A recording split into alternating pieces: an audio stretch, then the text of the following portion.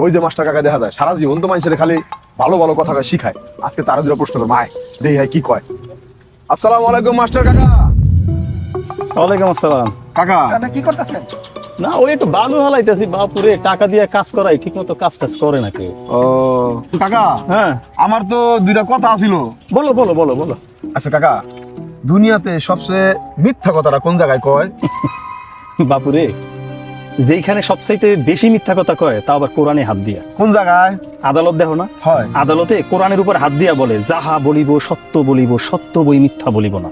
বিশ্বাস করো সব মিথ্যা কথা বলে। ওরে মানুষ, তাইলে কাকা সবচেয়ে সত্যি কথাটা কোন জায়গায় কয়?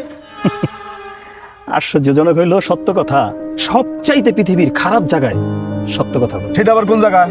ওই যে আছে না একটু খায় মদ, এই মদের বারে বইয়া খালি মদ খায় আর ভিতর থেকে বুরবুর করে সব সত্য কথা বইলা দেয়। সব বাইরে জায়গা। তার মানে কি মদ খেলে সত্যি কথা কয়? আমি যার লগে শত্রুতামি আছে তাহলে মদ খাওয়ালে সব বাইর করতে পারবো? সব বাইরে যাবে, তবে এর খাওয়ানো ভালো না, খাওয়াও না। তাই? যদিও সত্য কথা জিনিসটা খারাপ। আচ্ছা কাকা যাই, আসসালামু আলাইকুম। ওয়ালাইকুম আসসালাম। পবিত্র ও অপবিত্র কখনো এক হতে পারে না, তাই সত্যর সাথে মিথ্যা মিশ্রণ করো না।